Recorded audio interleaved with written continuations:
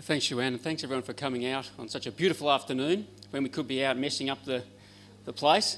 And Matt, thank you for that talk. I'm a bit jealous. I work on the inorganic parts mostly of river systems. I can show you some pictures of beautiful rocks, but let's see how we go. What a pleasure it is to be invited by Rock to come along and join you in the Gentlemen's Club. And it's great to see some women here as well in the Gentlemen's Club. But if we go back maybe a century, what were they discussing at a Gentlemen's Club? Well, let's not think too hard about that, but we can be sure that one of the things they were discussing in here was the opposite of what we're discussing today, which is the channelization of waterways, the simplification of waterways, and the flood protection. Of course they were, because that's what we've been doing for the last 150 years. Now, I'm not criticising them for doing that. That was completely appropriate for the time. There's a tendency often for us to say, oh, you know, the people in the past, the gentlemen in this club, what were they thinking? Well, what they were thinking was exactly what everyone else was thinking. They were protecting people from rivers, essentially, from flooding, from erosion, from all of these things. And you know, I don't think we can be arrogant about this. What are they going to think in a century's time? They'll be thinking, what were these guys thinking? And surely we'll be doing quite a lot of things wrong. The Murray-Darling Basin will be a good example of that, perhaps. Now, when I was bringing up my children, I'm sure I wasn't that good a parent, but one thing I did do well was I let them mess the place up. And our house was absolutely trashed by our kids. They would... You know all the stuff kids love to do, they could do it. The consequence of that, though, was I was really reluctant to have people come around and visit because I was ashamed of our house. And my wife actually said to me the other day, I'm not going to invite anyone around to a dinner because you always get so stressed out about cleaning up the place that I'm not going to do it. And why? Why is it that I care so much? I think there's something really basic for us about neatness and about tidiness. And so I think, especially for farmers, when you're working in the landscape, people are often, you're judged if your property's a mess. And so I don't think we're talking about properties being a mess here, but often this is a confronting change of philosophy that's going on. So where's my pointer gone? Here it is, black. Now, the first point I want to make here is that we are not alone in this enterprise that we're talking about today. Last week I was in Western Australia. I'm working for a large company that starts with B. A very large company. And this is a channel that they've diverted. When they're getting iron ore, they have to divert a lot of the channels away to get at the iron ore and to stop the pits from flooding. And this was a channel diversion that was built 8 years ago, and it replaced this sort of system. These are Pilbara streams here, and they're just absolutely glorious streams. If you get a chance to go out to them, because they're really pretty untouched, a lot of these. Even the stock haven't got into a lot of them. They're beautiful streams, but even 8 years ago, they would turn these into that. Now we're working with them on the largest river diversion in the world, actually. These are streams that are 200 metres wide, which are being diverted to get at the iron ore underneath. And this large company that starts with B are extremely focused on making them look like this. It is no longer acceptable for the regulator in whether it's Western Australia or Queensland or wherever the mining is going on to just divert a stream now and trash it, essentially, and turn it into a simplified engineering channel like that. The regulator now demands that these streams have the natural, messy characteristics like this. Now, this is extremely expensive. I can tell you that this company is spending more on making these streams messy in these diversions than all of New South Wales spends on their river systems. Yeah, that's true. Well, okay, more than Victoria spends on its river systems, which is around $50 million a year. So, what's my point?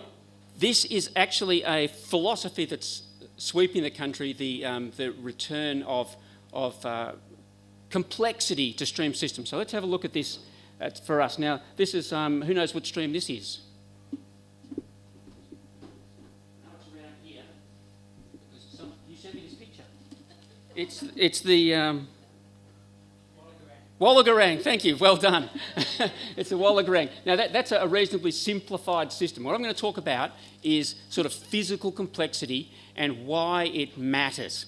And there's another good example today. I was looking at this August, the Goldman Post.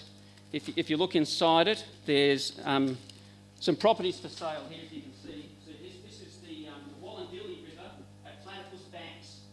And when you retire from the farm, you can go down there and buy a property. Is that right? Yeah. Wollondilly. Is it your place? No. Okay, so this, they're selling it as nice, beautiful place with platypus. I'm not sure if there are any platypus there. There are. Platypus are pretty tough, actually. They're pretty well anywhere. But, so this again is a reasonably simplified system, but it's neat. And so people will want to buy some property there.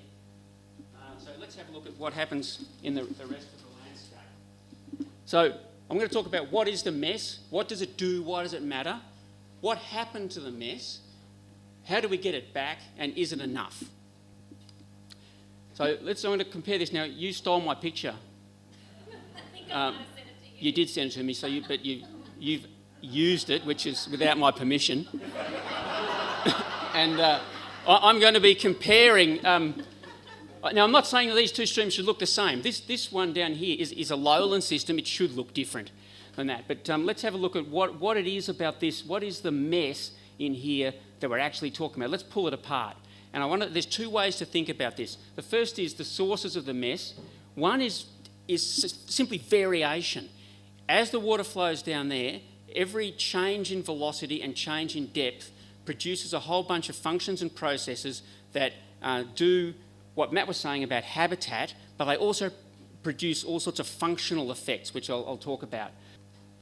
So changing flows is the other thing. We often think about this complexity just as the structure, but it's also the flows that come down it. Now, we're affecting those, as we're talking about the Murray-Darling. In these unregulated systems most of you work in, it's farm dams that are the big impact, and mostly in summer and in droughts they can have a profound effect on the flows. Now, the further downstream you go, the more important wood becomes. And this is a characteristic of Australia, that wood and large wood in streams is it. Think of the Murray, think of the systems that Matt was showing us. There isn't anything else down there. If you're a bug, you're a fish, you live on wood. You rely on wood, and it's fundamental to that. So the fact that we had this massive de-snagging program across the whole landscape for flood mitigation, unbeknownst to the people who were doing it, really had a profound effect on our rivers. But the good news is that's actually pretty easy to reverse. So what are some of the things, the benefits here? We've got non-human creatures first. Let's talk about them. And there are 4 ideas that underpin these sort of biological benefits that Matt's been talking about. The first of these is habitat. Now, habitat for what? Every organism has a different habitat that they live in, and that's driven by more variation, the more habitat. Food is the other one. The complexity of these systems, the vegetation provides food. You've got most of these Australian systems like this are driven by riparian detritus.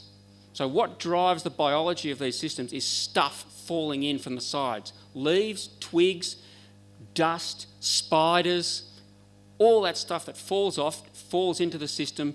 It's then eaten by the smallest creatures. You get algae produced, and then off the system goes. If you don't have that riparian vegetation, you open the system up, the temperature rises, you get an algal explosion, and the system switches into an algal phase, and you get macrophytes. I'm not saying macrophytes are a bad thing, but we can get too many of them sometimes. That's because we've switched it over into this algal phase. So particularly in Australia, these systems are driven by riparian vegetation, the start and the end of it. They provide the food. The next thing is disturbance. Simple systems tend to be not disturbed as profoundly as complicated ones. So you need, there's this beautiful curve called the intermediate disturbance hypothesis. The idea that if you've got too much disturbance, things won't be there because they get knocked out all the time. Too little disturbance and you haven't got enough diversity and activity going on. It's like Goldilocks. Just the right amount of disturbance and you'll get all the habitat. Now, in this sort of environment, because you've got so much variation in velocity when the floods come down, that produces the disturbance, turns over the bed and refreshes it. Did you know if you don't turn the bed of a river over, if you don't erode it, what happens to it? A thing happens to it called colmation. And this is where the fine sediment actually gets sucked into the bed and clogs it up. If you don't have a flood going down a river system, it just gets worse. You've got to turn the bed over to allow the macroinvertebrates, the insects, to get in there and then drive the whole ecology. So you need disturbance. And the fourth one is movement of species. And this is about connectivity. So our messiness is not just about the mess we see here, all of that difference.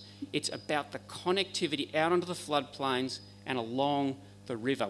If we don't have that, then all of your local work is less effective. So we're looking at movement as well.